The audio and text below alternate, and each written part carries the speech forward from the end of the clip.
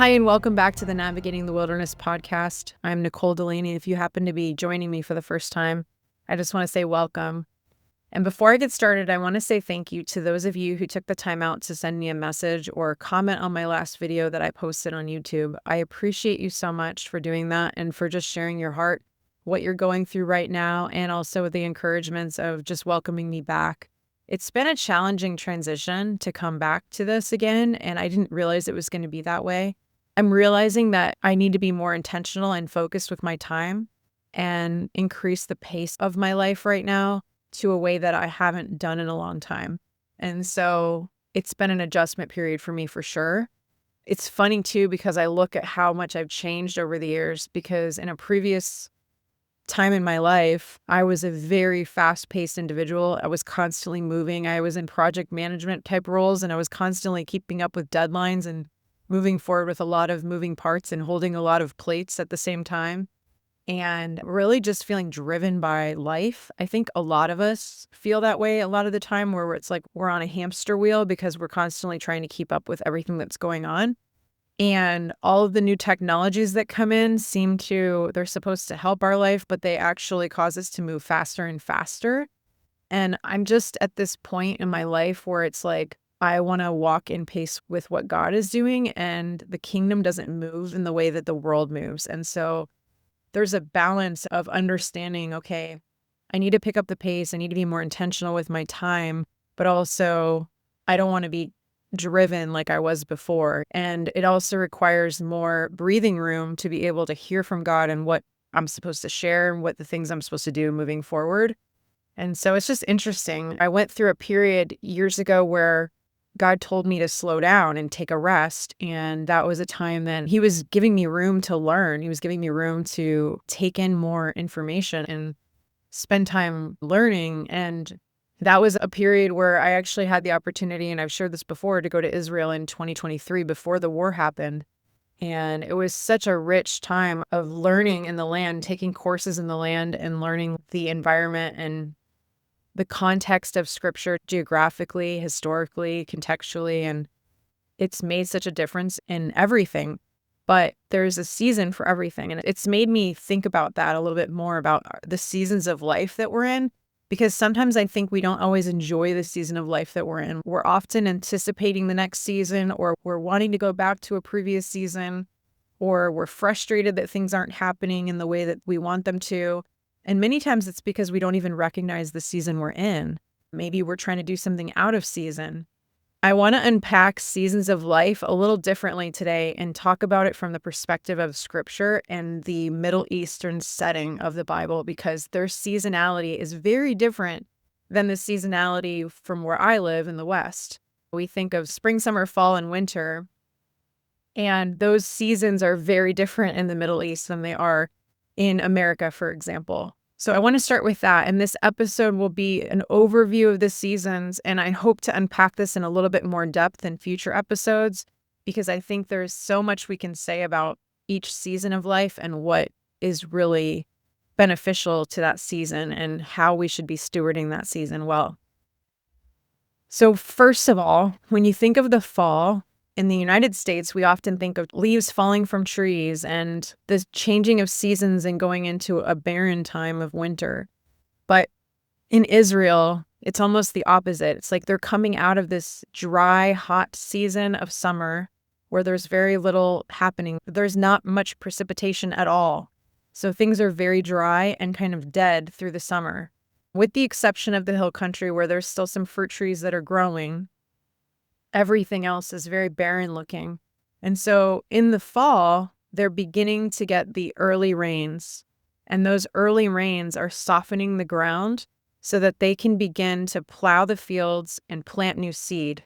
And that seed is for the wheat and barley seasons ahead for the springtime. So the farmers will go in and begin to plow the fields once the early rains come. At this time, they've just finished pulling the grapes and the figs from the trees from the late summer, and they're pulling the olives and the pomegranates that are harvested in the fall. Once they do that, they're also pruning those trees, and they're pruning the vines, and they're getting them ready for the following year. And so In this season of fall, there's a lot of preparation happening. There's preparing the ground, there's planting, there's pruning happening. And all of this is kind of preparation for the coming rains that are happening in the winter. So, in the same way, in our lives, we think of that kind of a season. It's a time when things begin to progress. We're no longer in this dormant, kind of dry season of wilderness. We're starting to come out of that. There's ideas that are happening. God is sowing ideas into our hearts. He's beginning to put seeds that are germinating. There's things that we're beginning to think about doing. There's preparation beginning to happen.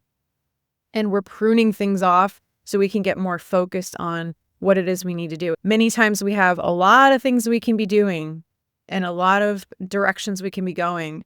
And there's all of these possibilities. But sometimes we get to this place where we begin to germinate these ideas with the Lord, and then we're starting to step into those things. In order to do that, it takes more focus and intentionality in what it is that we're doing. And so other things have to be pruned off. Sometimes it's practical things like where we're putting our time and attention. Sometimes it's things that are going on in our hearts at that time. Maybe mindsets, maybe ways that we're seeing the world that need to change. And God begins to surface those things, soften our hearts, and begin to deal with those issues so that when we go into this new season of growth, we can grow properly. The caution with this season is that we don't hold on to those things that need to be pruned off.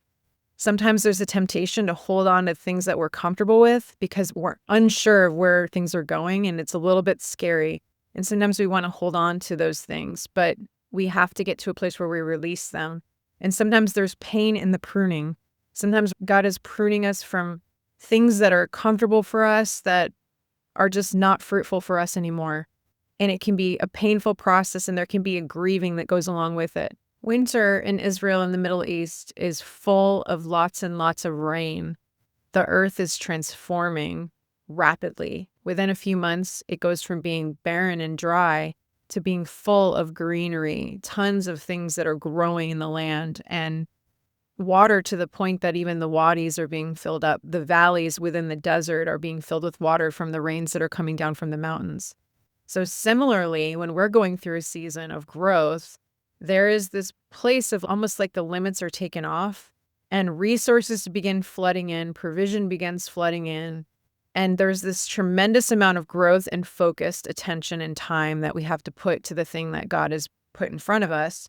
But in that process, we're going through what we experience as growing pains. We're being stretched beyond our capacity to handle what God has given us to put our hands to. But it's really because we're learning to depend on Him and partner with Him. And hopefully, in previous seasons when we've been in a wilderness, we've learned that dependency on Him so that when we are going through this growth phase, we're learning to depend on God in everything that we're doing. And so we're working from a place of rest, even though things are rapidly changing and evolving. The caution of this season is the temptation to go back because we're uncomfortable or to self-sabotage in some way. And there's also this temptation to feel like an imposter, like that whole idea of imposter syndrome, because we're transforming and it's uncomfortable for us. We're out of our element. We're not necessarily doing the very thing that we used to do. We're stepping into something new and a discomfort with doing that new thing. Spring in Israel is a time that's absolutely beautiful from what I've seen in photos. I haven't gotten to experience it in person, but I hope to one day get to do that. The land is completely transformed into a beautiful, lush land of greenery, and it's full of wildflowers. All of the wheat and the barley have come to their peak growth, and they're ready to be harvested in April and May. And so this is a time when everything is flourishing. There's just life and beauty everywhere. Similarly, when we go through a time of flourishing in our own life, those seeds that have been sown in a previous season have now come to the full ripening of growth, and people can see the visible effects of what we've planted and grown. The favor on our life is visible for others to see. The blessing on our life is tangible. There's more than enough in our life that we're able to pour out and give to others. And there's a tremendous amount of stewardship involved in this season, where we're experiencing the affirmation of others. We're experiencing others noticing the blessing on our life. And it's tempting sometimes to fall into pride And to think that somehow we're the ones responsible for all of this, and we forget that we've been dependent on the Lord through this whole process. The reason that we are experiencing the favor on our life is for the mission that God has given us and to be a blessing to other people. So this brings me to the summer season in Israel, a very hot, prolonged, intense season. There's no more rain after the month of May, June. I think when I was there, there was like one day we had rain in June, and then it stopped from that point on. There was no more rain. There is no rain in the summertime, and so things begin to become very dry very quickly. So we go from having beautiful hillsides covered with flowers to seeing the remnants of those flowers, but everything is dead. It's dry and brown, except for maybe in regions where there's cultivated land for fruit trees or on the tops of the mountains. But everywhere else is extremely dry. The desert is completely dry, with the exception of a tiny bit of water that's left in the wadi from the previous season. And people have to rely on cisterns, and they have to rely on wells to sustain them through the next season. So this would be what we would consider a wilderness, a desert season, a dry season in our life where previously we were flourishing in an area of life, and all of a sudden things begin to dry up. Our resources have dried up. We don't have the same level of provision coming in. Maybe we don't have the excess that we can share with others. We're kind of living day to day and having to rely on God to provide for our needs. And it's a very uncomfortable season. Similarly, like you think of cisterns and wells holding on to the water from the previous season. Many times when we're in a wilderness, we're having to hold on to what God has given us in the previous seasons. Not necessarily provisionally, but what has He actually spoken to us in the previous season? We have to hold on to those promises when we go into a wilderness season because it can be quite prolonged and difficult. In Israel, even though it's a hot and dry season, there are still fruit trees that are growing and producing fruit through the summer season. So you have all the pomegranates and grapes and figs and olives that are growing on the hillsides that require the heat to produce the fruit. And so if I look at that as a metaphor for our life, there is fruit that comes out of our wilderness season. It's just that there's a lot of waiting in that season, and there's a prolonged time that we have to really learn to depend on God and recognize who He is in our lives to get to the other side where we experience the fruit of that season. The temptation in the wilderness season is to forget who we are, to not remember the things that God has promised us, to blame God, to blame others, or blame ourselves for the circumstances that we're in, or to become bitter or weary and well-doing in the process. And I think of that scripture in Galatians 6:9, where it says, "Do not become weary and well-doing, for you will reap a harvest if you don't give up." So I feel like in this season of wilderness, that's a time that we have to be able to persevere and learn to rest in God's provision and learn to recognize and trust in Him.